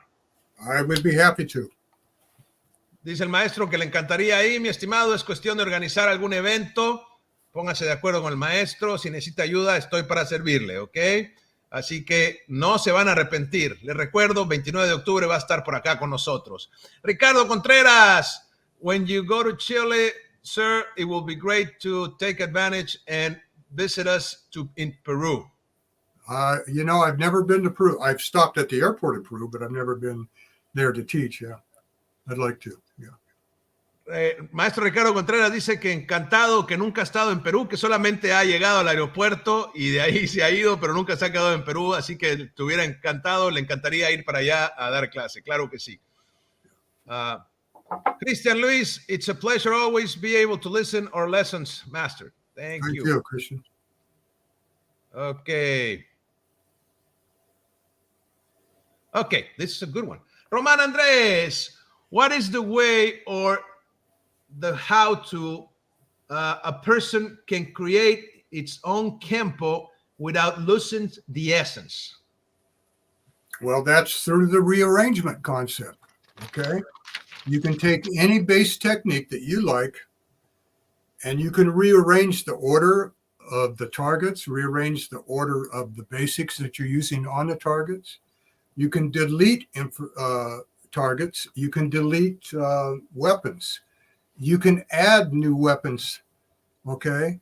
And you can do all of this within the same pattern of any base technique. And the moment that you do that, you've created your own. Ok. Román Andrés, dice el maestro que esto se hace a través del concepto de reordenamiento. Tú tomas las técnicas del KENPO y las puedes cambiar el orden, por ejemplo, el orden de los blancos u objetivos que golpeas, el orden de tus básicos. También puedes quitar ciertos movimientos o ciertas armas, agregar, ¿sí? También quitar blancos o agregar blancos, todo en el mismo patrón o en la misma técnica. Y en el momento que haces eso, ya estás creando tu propia manera de hacer KENPO. That's it. Angelo Rossini, awesome. Thank you, sir. Okay. José Bermúdez Enríquez, question. What recommendations would you give in order to improve the applications of your technique, striking and blocking better or with much more force, besides repeating the technique and the theory, etc.? Salud from Venezuela, Maracaibo. Saludos. Well, to answer that question, you have to experiment with how you what's what I'm looking for? How you deliver your weapons, your delivery system. Some people will deliver a strike and they'll lean into it. Others will lean just a little bit, and some won't lean at all. Okay, so you have to experiment with your entrance into a technique. Okay. Everybody puts their own little signature to it, which there should be. Okay. I would experiment with, here's an example. If you do reversing mace, you can do it and just drop your weight and you'll get power in that strike if you just drop your weight. You can do the technique and shuffle in with it to get more backup mass behind it. Okay, so that's a second version. You can take that technique and turn in the opposite direction, so you get what's called direct opposites, where it becomes a whip. Okay, so that's 3. You can do reverse and mace to go to a forward bow and pivot into the strike. Okay, which is 4 ways of doing it. You can double parry, and you can step off with your right foot to the side, okay, which is then giving a different angle of execution and an angle of entry to the target. So that's 6, right? You can step back, okay, and not even step in if your opponent has closed himself too close to you. So that's 7, okay? Let's see, what else you have? You can take reversing mace, and then you can double up, and you can claw and back knuckle at the same time. And again, you could forward bow, you could shuffle, you could just drop, you could step off. So just experimenting with one small technique can expand your knowledge of how to move with more power, and you pick and choose which one you feel is the best for you. Okay. José, dice el maestro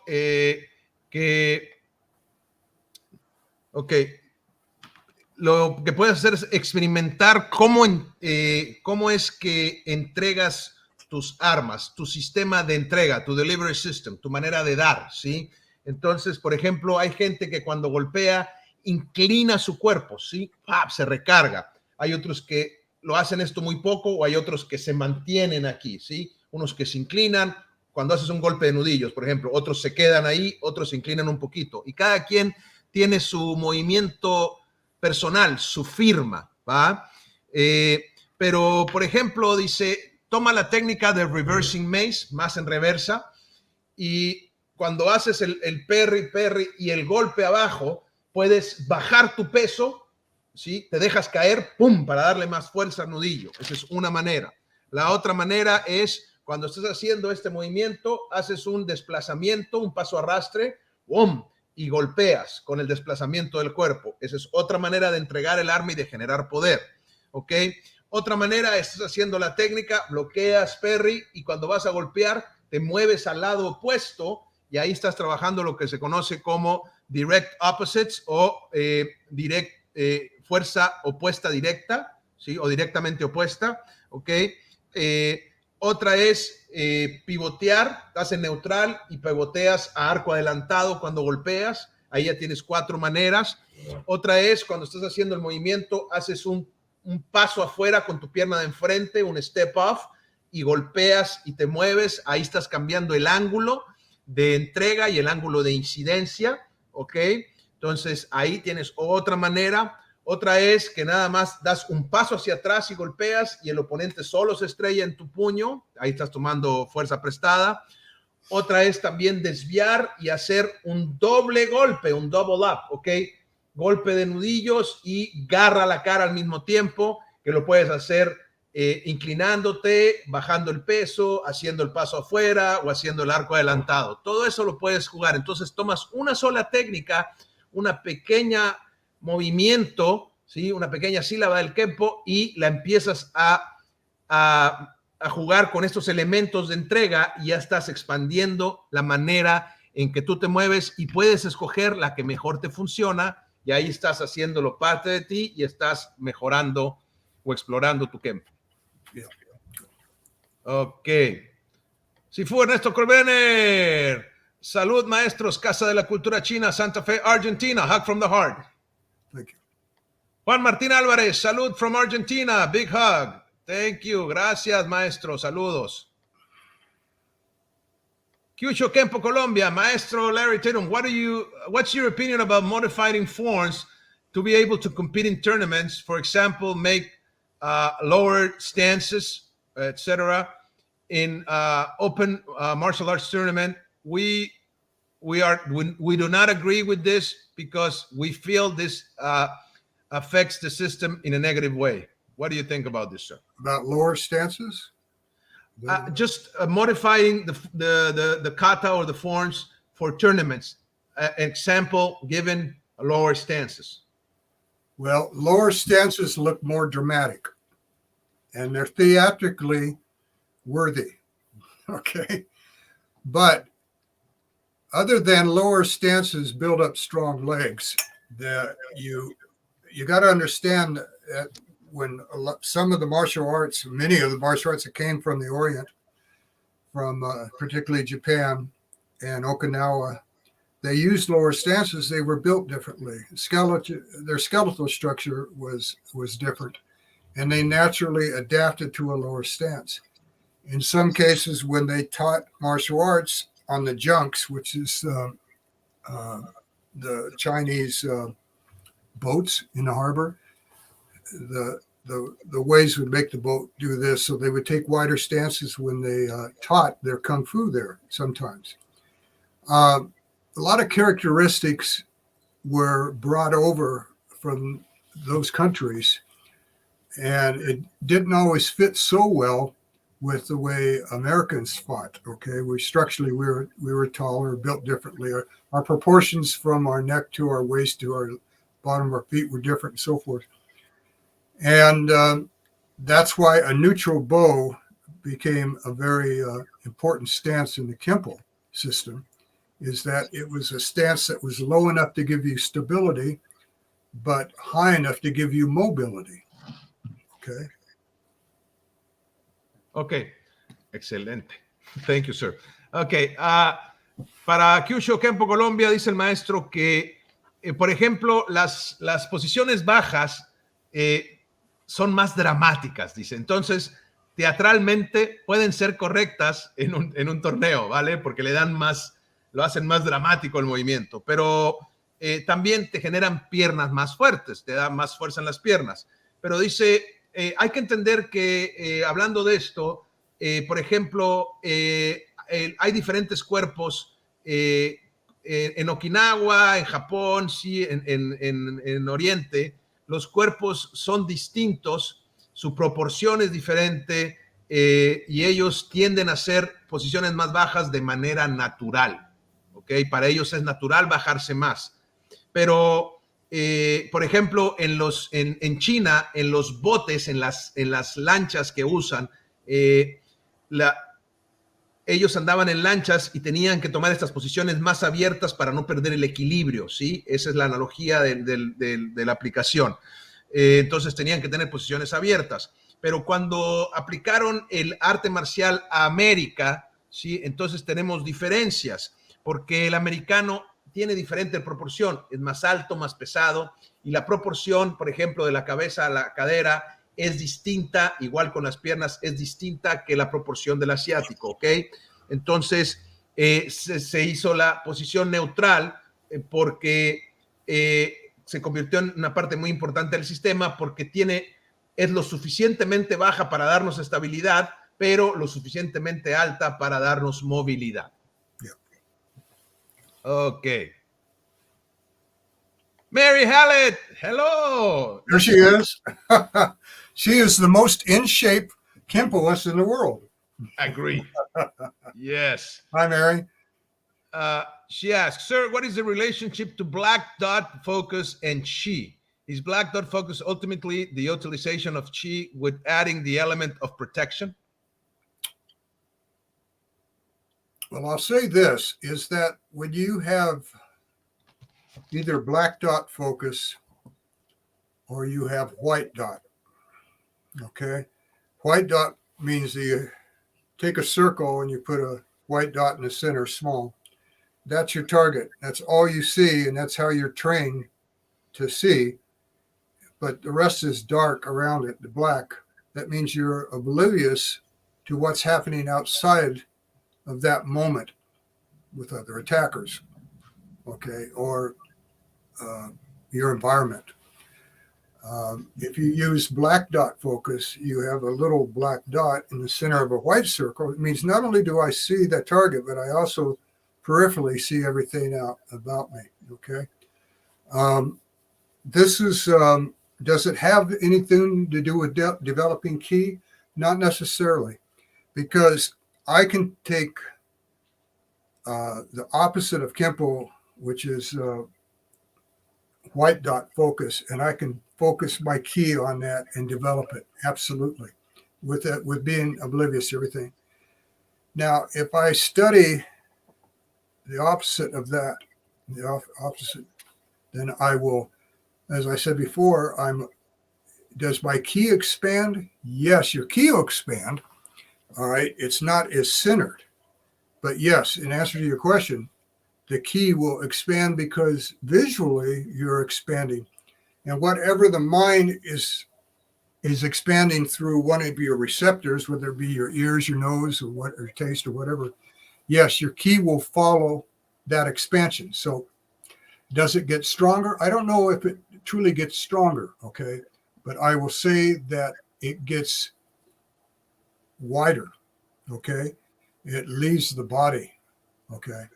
So that type of ki expansion does exist. And in answer to your question, yeah, absolutely. If you train in the Kempo way, you get expansion of ki. Does it make it stronger?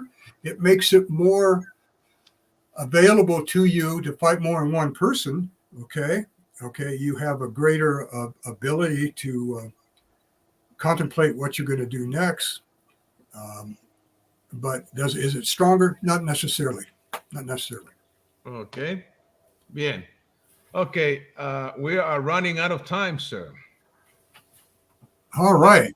Well, we have a lot of more people saying hello, and let's see. Mary Hallett says, thank you so much. Makes perfect sense now. Okay. All right. Good. Sensei Axel Cardenas says, I love that you, Grandmaster Tatum, realized these transmissions considering the speaking Spanish world through Maestro Francisco Soto. Could you share with us at least 3 stories of your several decades as a teacher in KENPO, please? 3 stories. Oh, all right. Well, let's see.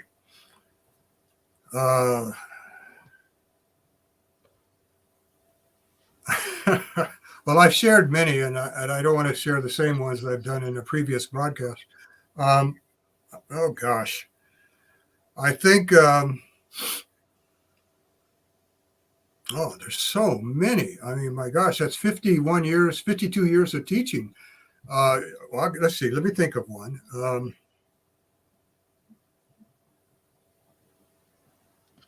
I've had some funny experiences. I've had.